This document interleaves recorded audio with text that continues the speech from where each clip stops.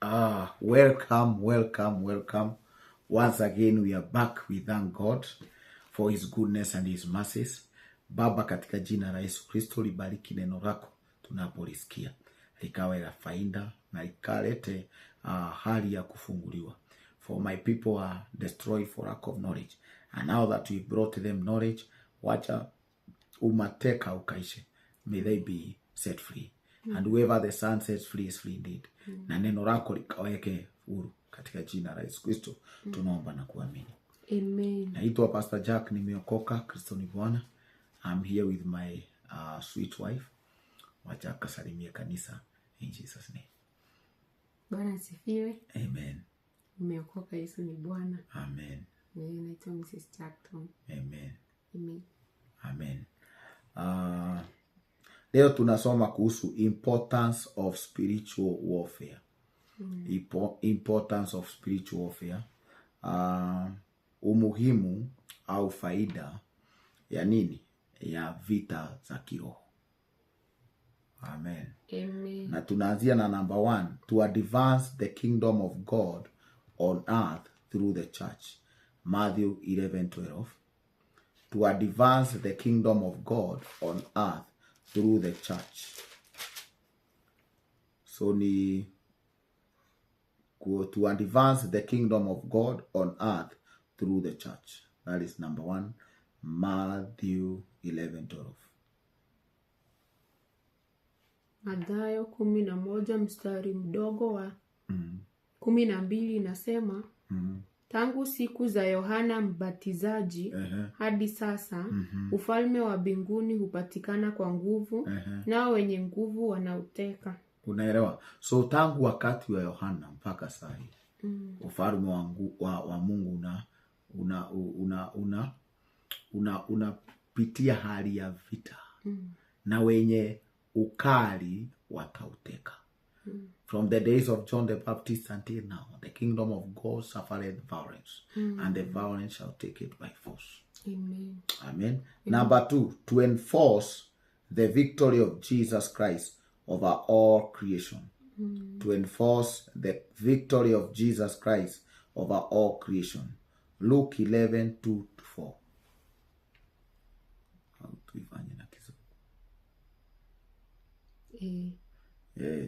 Luke 11:2-4. Luke 11:2-4. Nisome kwa Kizungu. He said to them, when you pray, say, Father, hallowed be your name, your kingdom come, give us each day our daily bread, forgive us our sins, for we also forgive everyone who sins against us, and lead us not into temptation. So warfare, wakati tunapigana warfare, tunafanya kitu tunaita, tuna enforce, tunapigana. Bwana Yesu asifiwe. Tuna make sure ya kwamba kupitia jina, the name of Jesus Christ, we are enforcing victory. Because he has already won the battle. But now we are enforcing the victory. What do we mean by enforcing the victory? The moment umepeleka kesi kotini, what happens is that unaweza pewa a court order ya hiyo familia kuhama. For example, uwe kuna mtu umesu katika kotini and you want them to vacate, watoke kwa shamba yenu. Na wamekaa pale miaka mingi. So unapewa court order na unapewa askari. So that uende mutumie hile muenforce. Lakini ukichukua court order uweke kwa nyumba, hawa watu hatahama. So tayari ameshinda. Ukisoma Colossians chapter 2 verse 13 and 14 and 15. Utaona alishinda nguvu za giza. Lakini lazima tu enforce through spiritual warfare. Amen. Amen. Number 3,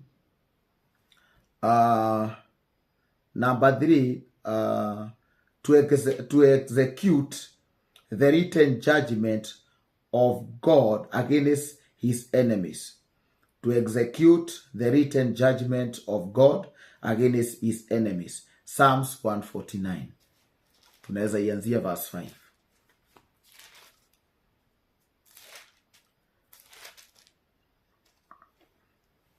Let his faithful people rejoice in this honor and sing for joy on their beds. May the praise of God be in their mouths and a double-edged sword in their hands, to inflict vengeance on the nations and punishment on the peoples, and to bind their kings with fetters, their nobles with shackles of iron, to carry out the sentence written against them. This is the glory of all his faithful people. Praise the Lord. Amen. So Mungu God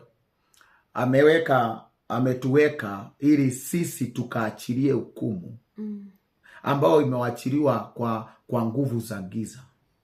Bwana Yesu asifiwe. So we are there to execute. Amen. We are there to execute the written judgment of God against. Na imeandikwa kwa kitabu.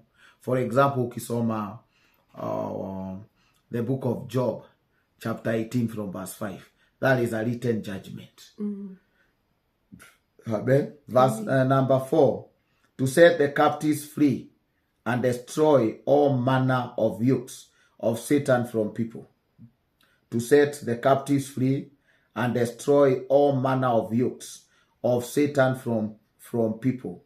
Isaiah 61 verse 1 to 3. Isaiah 61 verse 1 to 3.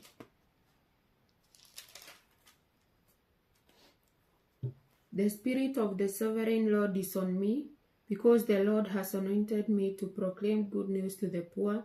He has sent me to bind up the brokenhearted, to proclaim freedom for the captives and release from darkness for the prisoners. Bwana Yesu asifiwe. Tumetumwa tufanye hiyo kazi. To set the prisoners free. To break the yokes of the enemy through warfare. Tukiingia muji tunauombea mpaka watu wanafunguliwa, biashara zinafunguliwa, zinaanza kuinuka. Zile nira watu waliekelewa, because of the anointing we break them. The other importance of spiritual warfare, number 5, to recover all that the enemy has stolen. To recover all that the enemy has stolen. Genesis 14:16 na Joel 2:25. Genesis 14:16. He recovered all the goods and brought back his relative Lot and his possessions, together with the women and the other people. Amen. Amen. Now Joel chapter 2 and verse number 25. Biblia inasema, I will repay you for the years the locusts have eaten, the great locust and the young locust, the other locust and the locust swarm, my great army that I sent among you.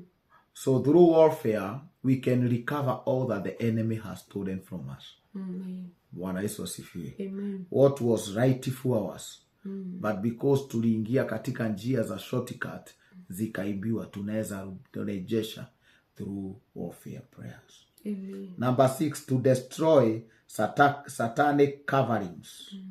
To destroy satanic coverings over families, community, institutions, trade, the church, peoples, and nations, so that the church grow and is strengthened. Amen. Tusangalia Isaiah 25:7. Isaiah 25:7. Kuharibu na kuondoa the satanic covering. Tusome. On this mountain he will destroy the shroud that enfolds all peoples, the sheet that covers all nations. He will swallow up death forever. Amen. Amen. Hallelujah. Amen. So he will destroy. So that is why we do warfare. Amen. Amen. Number 7, to enforce the reconciliation of all things unto God. To enforce the reconciliation of all things unto God. Colossians chapter 1 verse 12 to 22. Lakini tutasoma 2 Corinthians chapter 5 18 to 20. 2 Corinthians chapter 5 18 to 20. 2 Corinthians chapter 5 18 to 20. All this is from God, who who reconciled us to himself through Jesus and gave us the ministry of reconciliation. So we've been given the ministry of reconciliation, that we may reconcile. We can only achieve this one through warfare prayers. Amen. Amen. Spiritual warfare. In fact, wakati hata unahubiria watu waingie katika ufalme wa Mungu, ni rahisi sana. Unajaribu you are plundering the kingdom of darkness. Amen. So ni warfare. Even evangelism is warfare.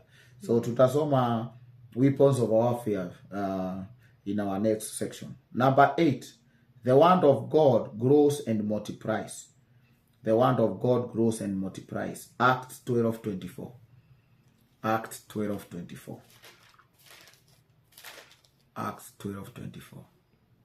But the word of God continued to spread and flourish. Amen. Amen. So when we do spiritual warfare, neno la Bwana litaenea. Amen. Number 9, Satan is bowed and crushed under our feet by the mighty power of God. Romans 16:20. Romans 16:20. The God of peace will soon crush Satan under your feet. The grace of our Lord Jesus be with you. Amen. Amen. Psalms 110 verse 1. Psalms 110 verse 1. The importance of spiritual warfare. We must engage. The Lord says to my Lord, sit at my right hand until I make your enemies a footstool for your feet. Amen. Amen. So number 10, God the Father, God the Son, and God the Holy Spirit is glorified. Not are, but is glorified because we have one God. So God the Father, Son, and the Holy Spirit is glorified. 1 Kings 18:39. 1 Kings 18:39.